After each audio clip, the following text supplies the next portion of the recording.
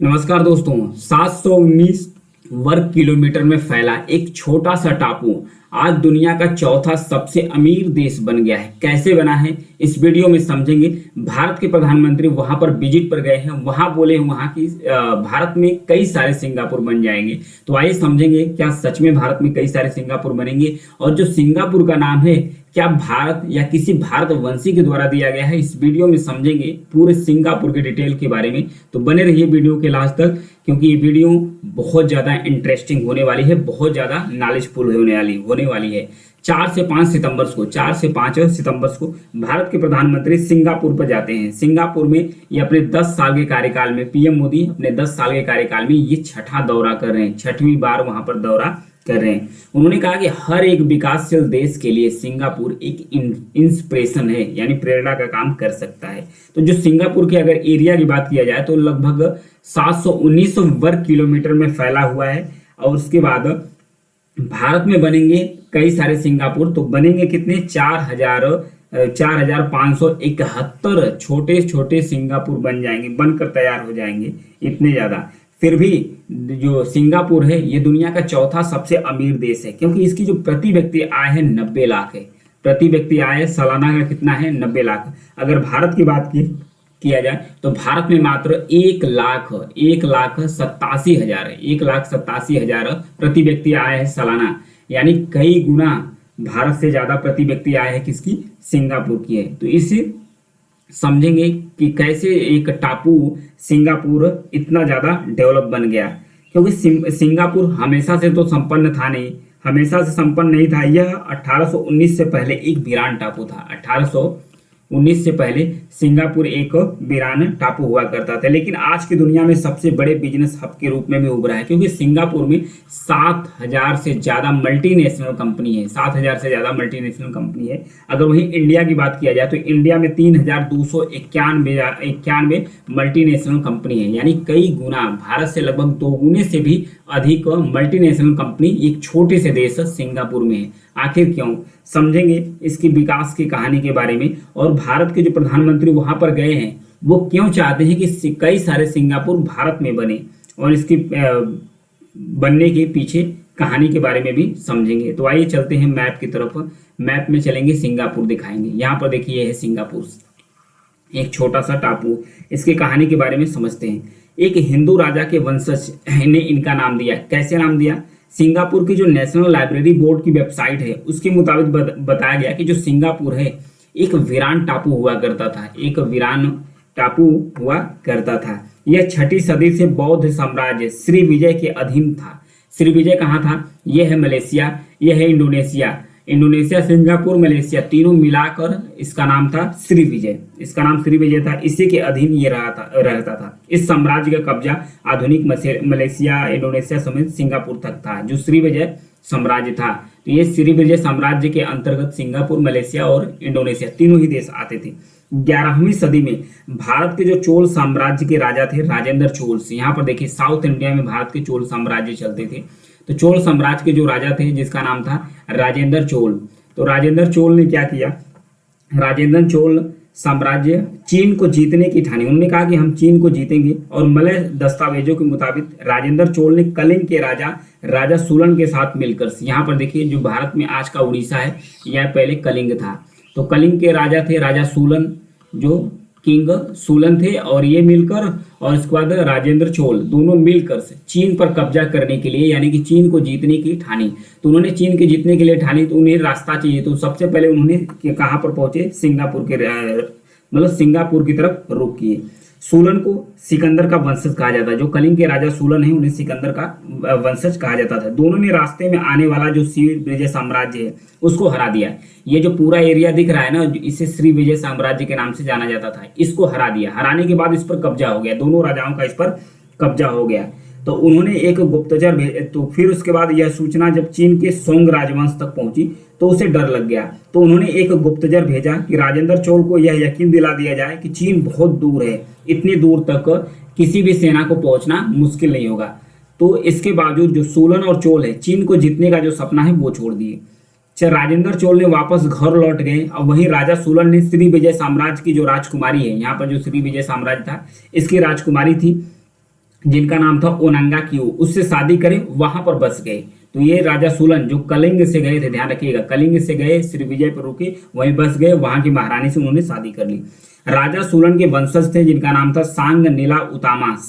सांग नीला उतामा, इन्होंने 1299 में तेमासेक द्वीप पर पहुंचे। यहाँ पर सिंगापुर को तेमासेक द्वीप के नाम से जाना जाता था, सिंगापुर को तेमासेक द्वीप के नाम से जाना जाता था। उन्होंने जब वहां पहुंचा तो उन्होंने पहली बार शेर देखा, जिंदगी में उन्होंने कभी शेर नहीं देखा था, तो पहली बार वहां पहुंचे तो उन्होंने शेर देखा। तो शेर देखने के बाद, जैसे ही उन्हें शेर दिखा तो देखने के बाद उन्होंने कहा कि ये जंगल का राजा सिंह होता है, कुछ लोगों ने उन्हें बताया, तो उन्हीं के नाम पर सिंगापुर का नाम उन्होंने सिंगपुर रख दिया, उन्हीं का नाम सिंगपुर रख दिया। और सिंगपुर के बाद में शेर ही उसका प्रतीक बन गया, शेर उनका प्रतीक बन गया। इस नगर को शेरों का नगर भी कहा जाने लगा, सिंगापुर को।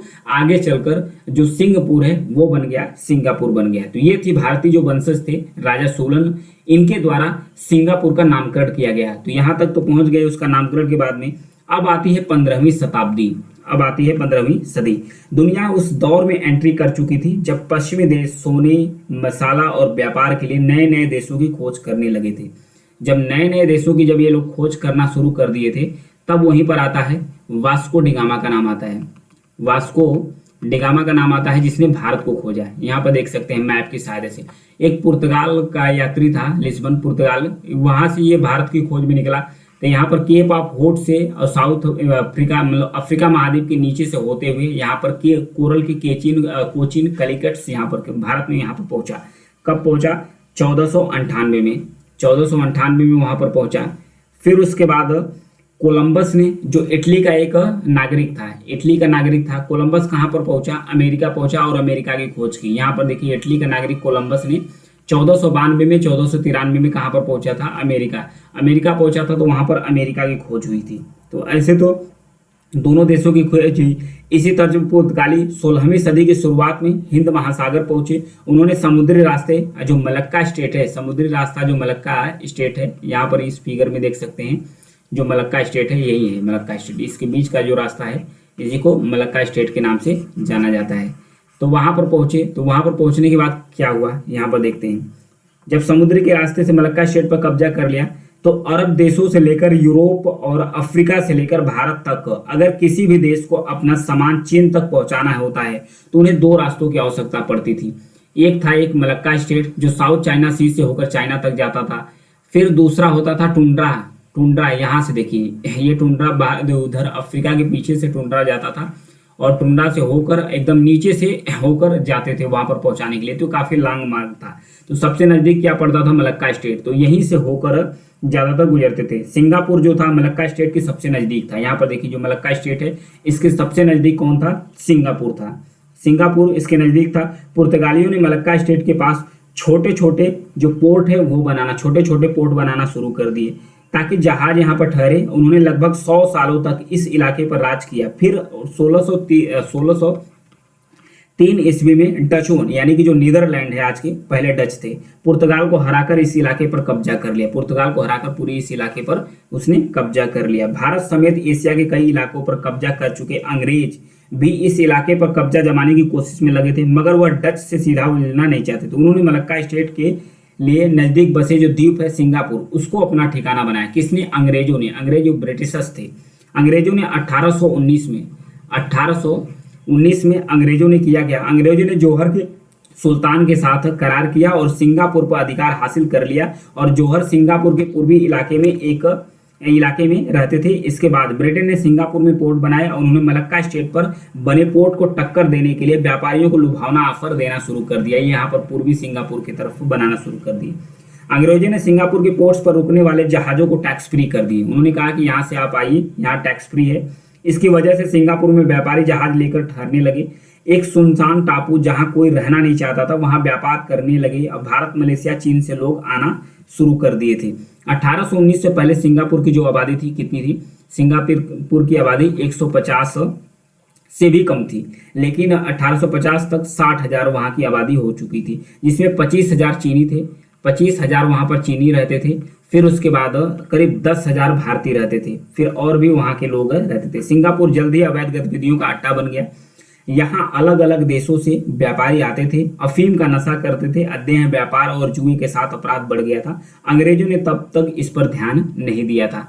आज के डेट में देखा जाए, इसकी अगर फिगर देखा जाए तो 1819 में इसकी आबादी 150 थी, फिर 21 में 5000 हुई, फिर 24 में 1824 में 10,000 इतना हो गई। आइए सीधे 2020 में चलते हैं। आज सिंगापुर की आबादी 56 लाख है। 56 लाख सिंगापुर की आबादी है। 1859 में मिस्र के स्वेज कैनाल खुल गया, मतलब एक नहर की स्वेज कैनाल की यहाँ पर खोज होती है। ये देखिए, ये है मिस्र के पास जो स्वेज नहर है, स्वेज नहर मिस्र के पास है। इसकी जब खोज हुई, ये बनना शुरू किया। कब बनना शुरू किया? 1869 में, यानी 1869 में बनना शुरू कर दिया था। फिर सिंगापुर की किस्मत और भी बदल गई। नया रूट बन जाने से यूरोपीय देशों ने अब एशिया आने के लिए अफ्रीका का चक्कर लगाना उन्हें बंद कर दिया। पहले ये लोग टुंड्रा और अफ्रीका से होकर आते थे, अब इन्हें चक्कर लगाना बंद करना पड़ा। सीधे ये मेडिटेरियन सी में घुसते हैं, घुसने के बाद स्वेज नहर से आकर सीधे यहाँ श्रीलंका के बाद जो मलक्का स्टेट है, यहाँ से सिंगापुर आसानी से पहुंच सकते थे। फिर उसके बाद जो मलक्का स्टेट है, इसका इस्तेमाल ज़्यादा होना शुरू कर दिया। वे सीधे अरब देशों के रास्ते पर अरब सागर, फिर बंगाल की खाड़ी से होते हुए साउथ चाइना सी तक आसानी तक पहुंचा देता था, यानी कि आप चाइना तक आसानी से पहुंच सकते हैं।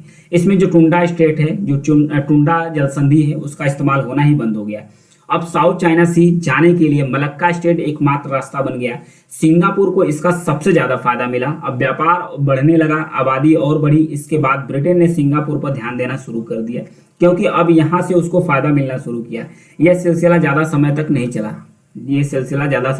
चला, क्योंकि 1939 में सेकेंड वर्ल्ड वार शुरू होता है, दूसरा विश्व युद्ध शुरू होता है।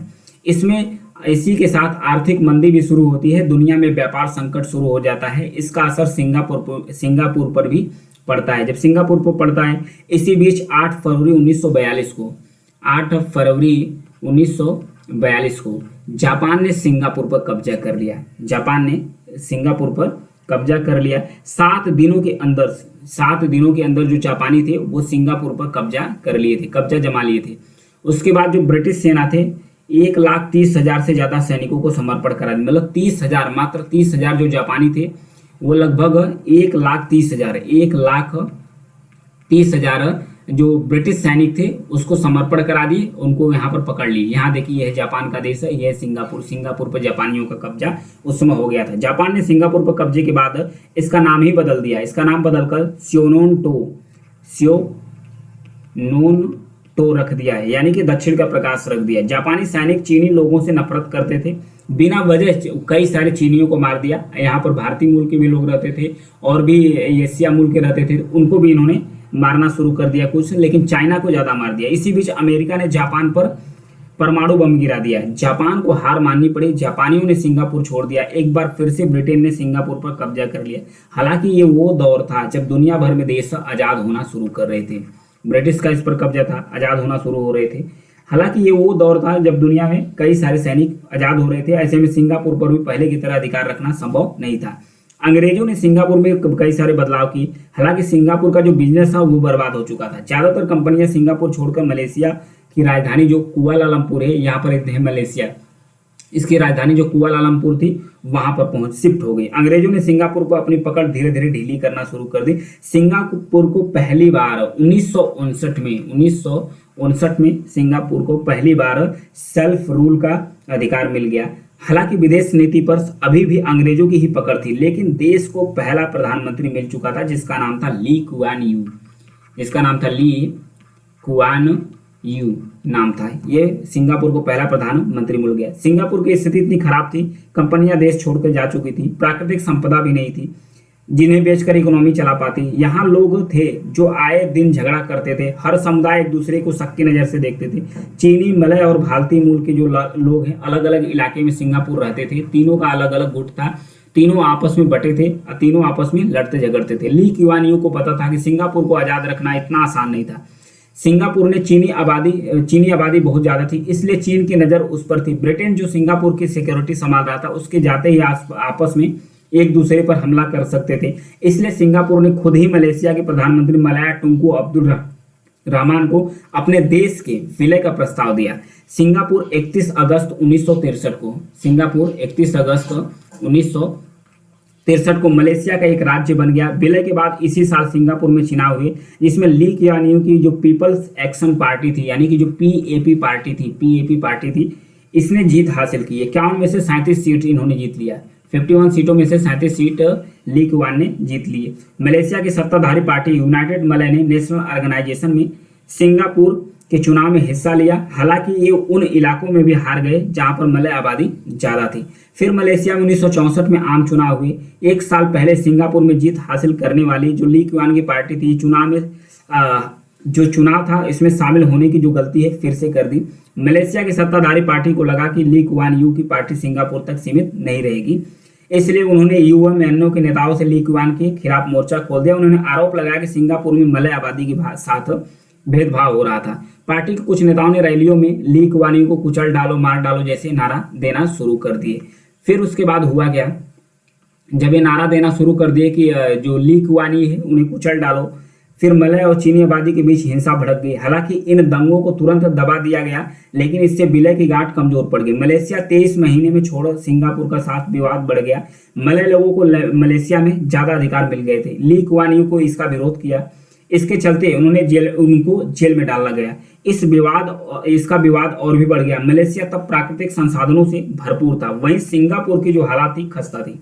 विवादों के बीच मलेशिया पीएम जो टुंकू थे, उन्हें की लगा कि सिंगापुर के साथ रहना उन्हें घाटे की सौदा है, तो उन्होंने सिंगापुर को अलग कर दिया।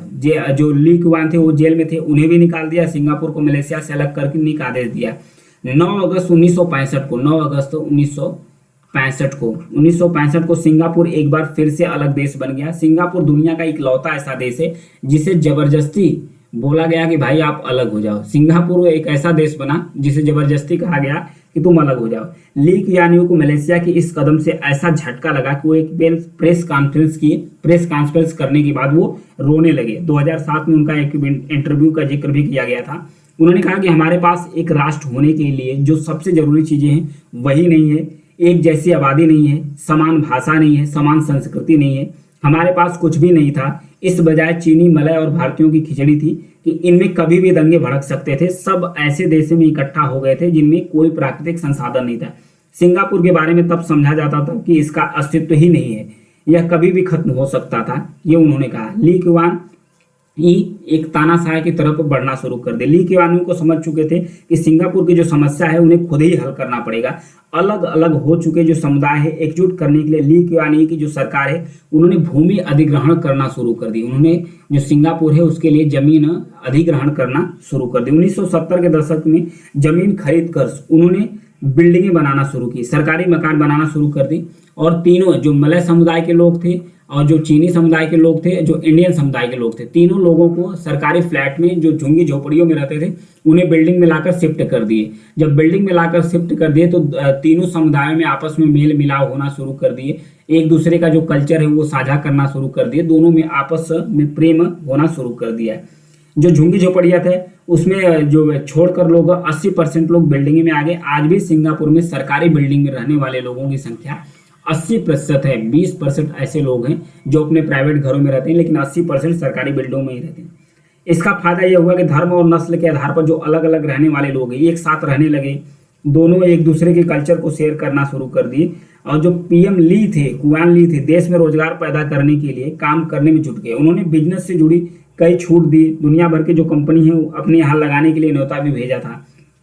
2 साल तक बिना किसी टैक्स फ्री का जो कंपनी है उसको वहां पर काम करने के लिए उन्होंने मौका देना शुरू कर दिया। ये वो दौर था जब चीन में माओ का जो सांस्कृतिक क्रांति थी वो शुरू हो गई थी। निवेशकों ने चीन से नजदीक जो हांगकांग थे, ताइवान थे, वहां से पैसा निकालकर सिंगापुर में शिफ्ट होना शुरू कर दिए। जब सिंगापुर में शिफ्ट होना शुरू कर दिए तो 1 दशक बाद सिंगापुर में बेरोजगारी दर 0 हो गई, यानी कि जो बेरोजगारी है वो शून्य पर आ गई। सिंगापुर अब तरक्की के रास्ते पर चला, लेकिन पीएम कुआन को पता था कि देश को विकास के रास्ते पर बनाए रखने के लिए लोगों को अनुशासन में रहना जरूरी है। उन्होंने भ्रष्टाचार रोकने के लिए कड़े कानून बनाए। आज भी सिंगापुर में यदि कोई भी व्यक्ति $1 का भी रिश्वत लेता है तो उसके ऊपर भ्रष्टाचार का केस चलाया जाता है, उसे जेल में डाल दिया जाता है। इस साल जनवरी में सिंगापुर के एक भारतवंशी मंत्री थे सुब्रमण्य ईश्वरन, उन पर भ्रष्टाचार का आरोप लगे, उन्हें पूरी तरह दुनिया में अखबारों में सुर्खियां भी मिली थी।